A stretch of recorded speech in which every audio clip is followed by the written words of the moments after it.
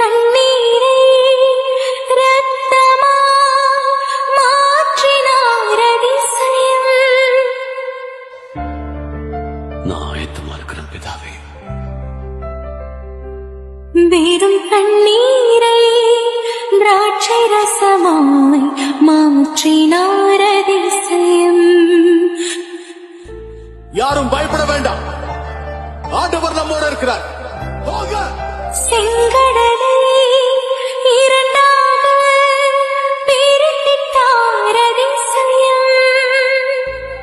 சமாதானம், அமைதியாயிரு. புயல் காற்றை தம் ஆணையாலே அடக்கினார் அதிசயம். அதிசயங்கள்